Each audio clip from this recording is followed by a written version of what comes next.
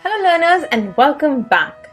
So yes, I hope you've been doing really well and you've been practicing what you guys learned from here and you are using it in your day-to-day conversation, or you are trying to put vocabulary words into use. Okay? If not, it would not be beneficial for you. It can be a bit of, I would say, harmful. Okay, because if you actually intentionally want to work on your communication skills, then you definitely have to keep on practicing. Okay, because without practice, nothing can be achieved, right?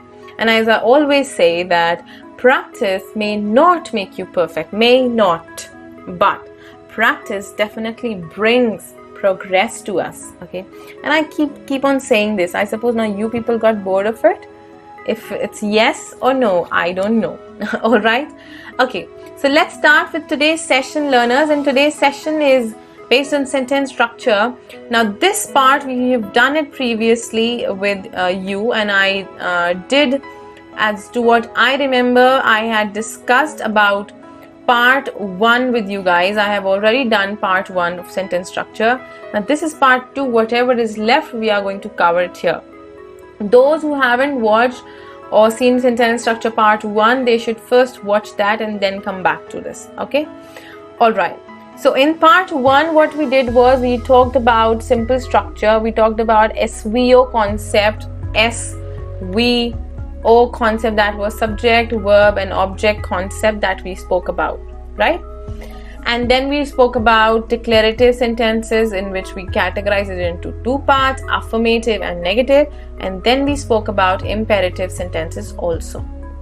The structure, the pattern, everything has been defined and described there. In part 2, the sentence structures that are left, we are going to do that. Have a look at this parrot. Wow, that parrot is beautiful. Surprise! Or if I just don't write surprise even here, I would just say, wow, that parrot is beautiful. And actually it's beautiful. Okay. Now, when I say this, wow, that parrot is beautiful. So sudden emotion rush out. What comes out? Emotion. And these emotions or feelings, these are sudden emotions and feelings. Let's say, for example, you see something really exotic, beautiful, right? And you're, oh my goodness, you do like, wow, whoa, you use these words, oh, right? These words express your sudden emotions, guys. Okay, same concept is here in this sentence. The moment I see this parrot sitting on a hilltop or a tree, I would say, wow, that parrot is beautiful. Now, from this sentence, we come to another sentence and you see, happy birthday Bhushan, or surprise should come here. Okay, surprise will come here, guys. Okay, surprise, happy birthday Bhushan. The moment I say this, happy birthday Bhushan, now again there is an exclamation mark here also and here also. Now I am surprising Bhushan. I would have that enthusiasm and that sudden emotion of happiness. Okay, sudden gush of happiness and enthusiasm in myself. That is why I am saying that, okay, this is a surprise. Now, this is a surprise, and these sentences which give you sudden emotion, what are they, guys?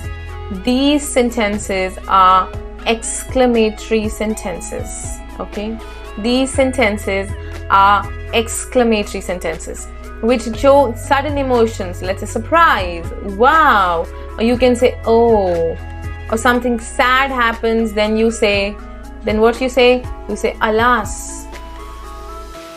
You say alas, alas, I lost the match, or alas, I failed, alas, she couldn't survive. Okay, that's when you have to give or impart negative emotion or something that's not positive. Okay, you can use O in both, positive, negative, both connotations. Okay, oh, that's great.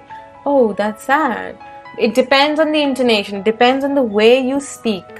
Okay, now we now know that we are going to talk about exclamatory sentences, and from this structure, from this sentence, if you see, you need to know the pattern of the purpose of exclamatory sentences. Okay, now the purpose is to express strong emotions or feelings.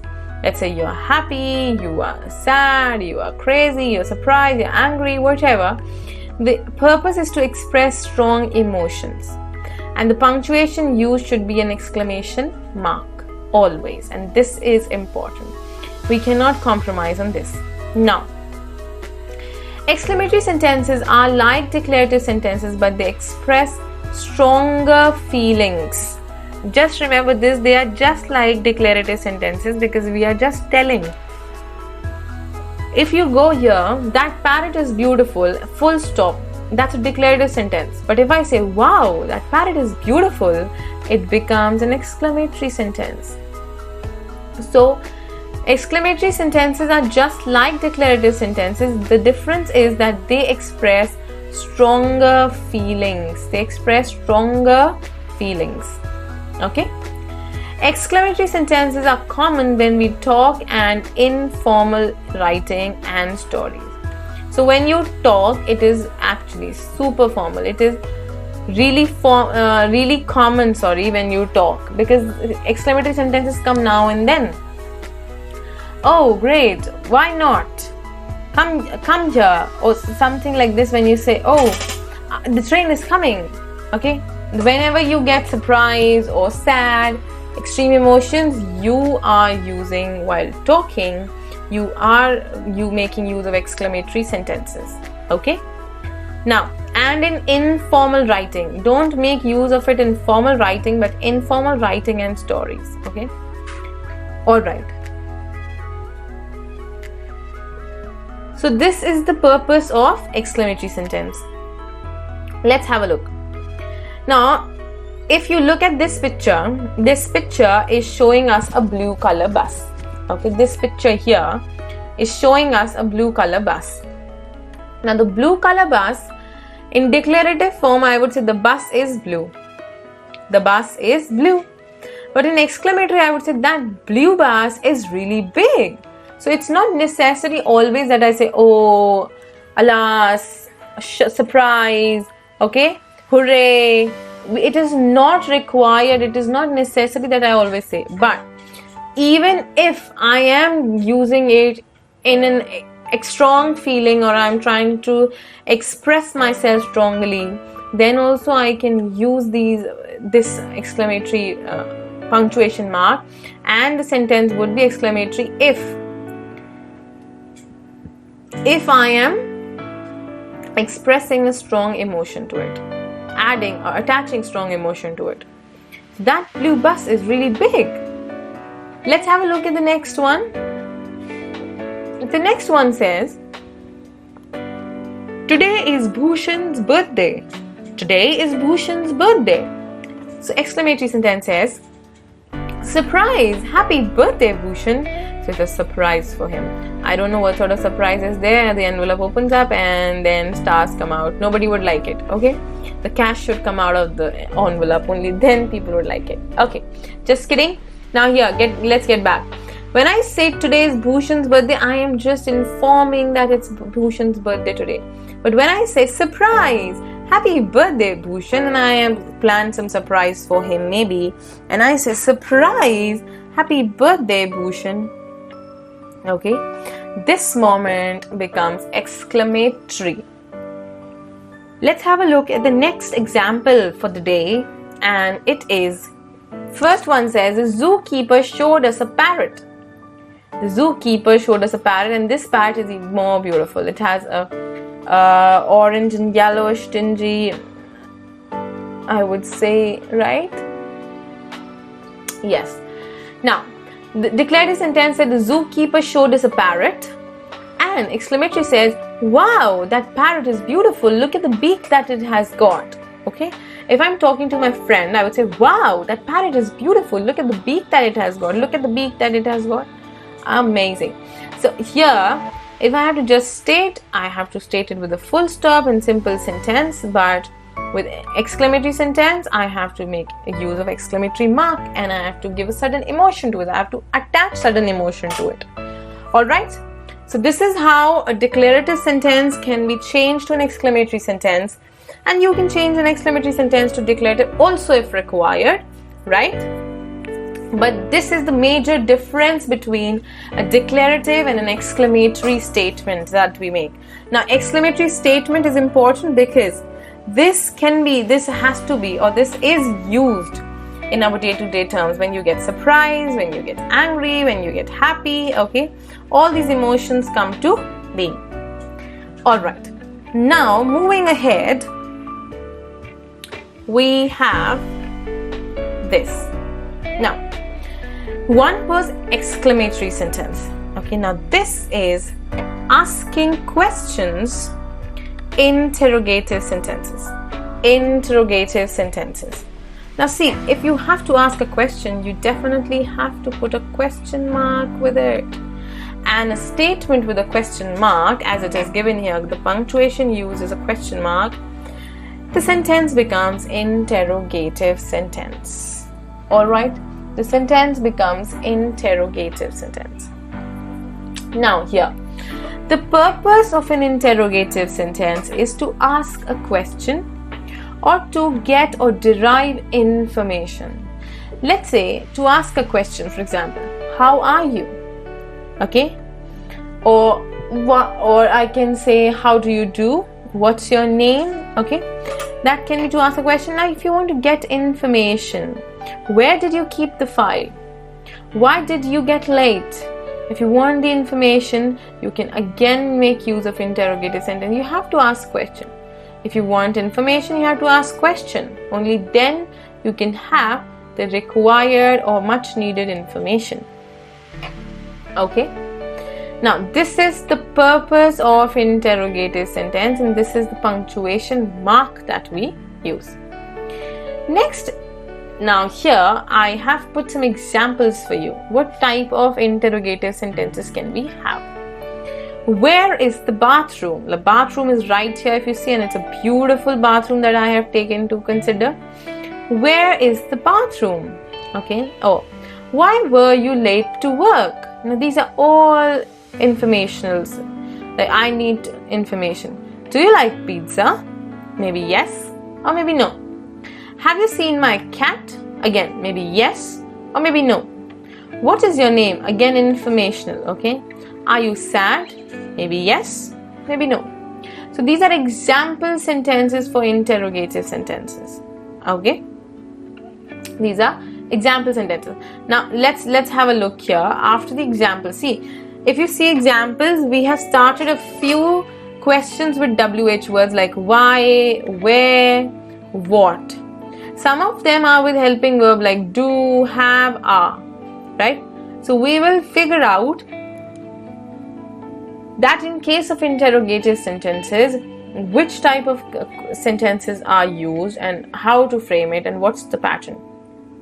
Now here, there's a clear statement that is written here. Do you like English? What would your answer be? Yes, I like English.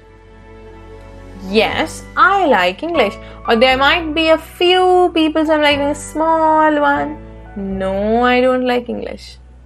Now this chunk is less and this chunk is more. I believe you all like English now. You're like, not like, you all love English now, right?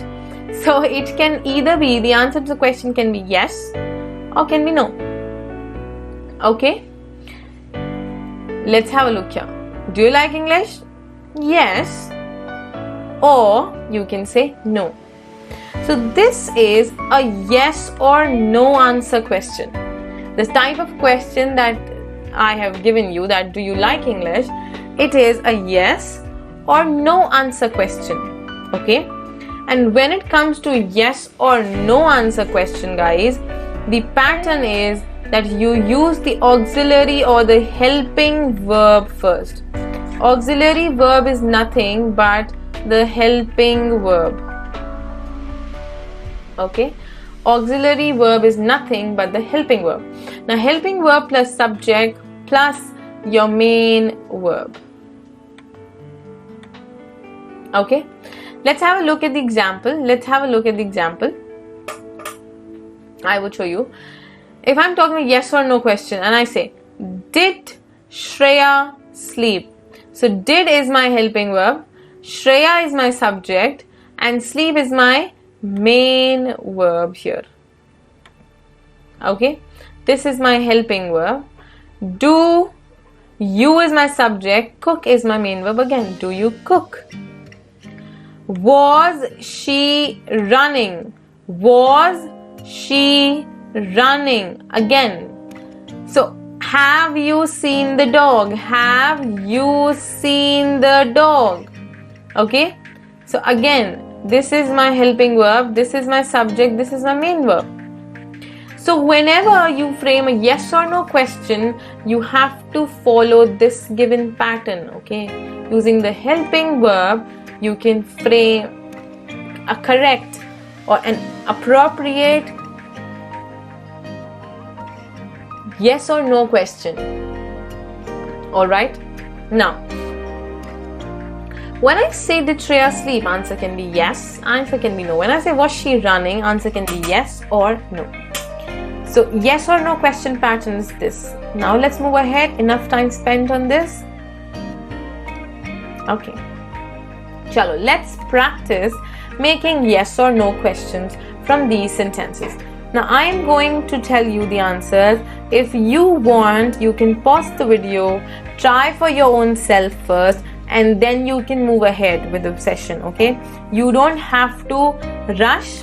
If you want, pause it here, practice these questions, and then we can move ahead. Then you can move ahead. Now, first sentence is, you like chocolate. And if I have to frame a yes or no question, I would say, do you like chocolate? Do you is my subject, chocolate is my object here. So do you like is my main verb, do is my helping verb. So do you like chocolate and question mark. She likes her gift. She likes her gift. So does she like her gift? Does she like her gift? Simple as that. Young children like to swim. Young children like to swim. Now, the moment I go here, do young children like to swim? She was singular, I use does. Young children plural, I am using do. Okay. Do young children like to swim? Last one is, Richie wants to go to the park. Richie is singular. Again, does Richie want to go to the park? Now see, 2 and 2 is coming again and again. Not a problem, it's correct. People get confused. Why are we using 2 and 2 over and over? You don't have to get confused. You don't have to get confused, alright? It can be used twice, it can be used thrice, that's not a problem. So these are the 4 practice examples that I had for you, and I hope you did it first and then you saw the answers. Okay, that would be beneficial for you. Now, let's move ahead. Comes WH questions. Now, WH questions allow a wide range of answers because they don't restrict themselves to yes or no. Okay, let's say if I say what, whom, whose, who, when, where, why. 7, okay, in total WH words. So WH questions allow a wide range of answers because they can have extended answers. Now the pattern can be 2 ways. I've given 2 patterns, number 1 and number 2. Number 1 is, you use the WH word, use the helping verb, subject and the main verb. For example, what is he doing? What is he doing? So is the helping verb, he is my subject, doing is my main verb. This is one way of doing it, of framing a WH question, okay? Second way is I say WH word plus directly come to main verb, then to plus subject. What has happened to you? Or what has happened to him? Or what happened to him? Getting it? So these are the two patterns, these are two ways you can frame your interrogative sentence. Okay. Now, two ways given. Let's move ahead. And please note down these patterns. These patterns are important and they will only help you in revising and making you able to frame sentences. Alright. The next concept that comes to my head is alternative questions. What are alternative questions, guys? See, alternative questions are just another type of direct questions with choice. Okay, they have different, I would say, 2 options or 3 options probably. Okay, they have choice. They will give you choice and you have to select the answer from there. These type of questions always contain the word, connecting word or. They will always have or.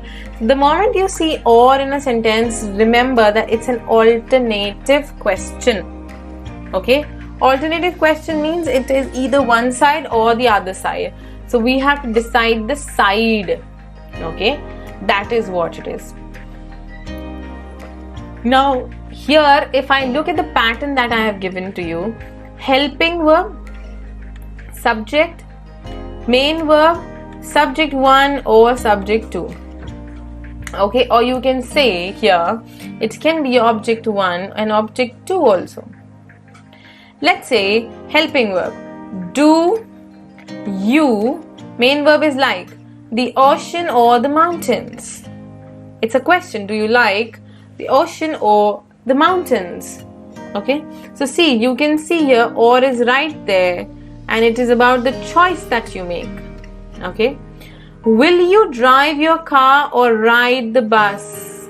Now, will, helping verb again, you subject, main verb is drive and 2 other subjects are there.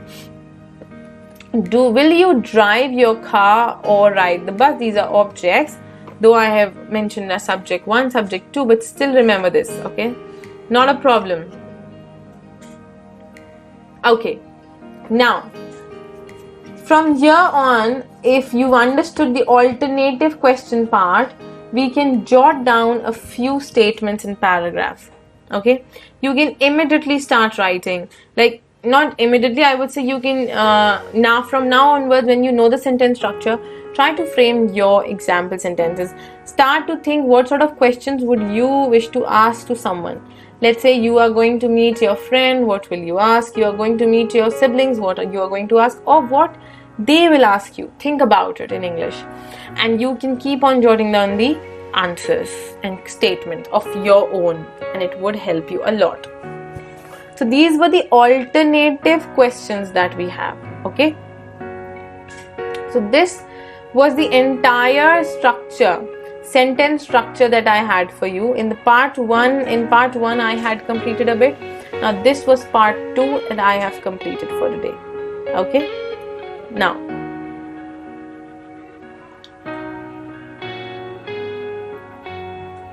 thank you so much guys for staying with me and grabbing the concept. I will be soon back with a new concept for you and we would be practicing more and more. Thank you so much.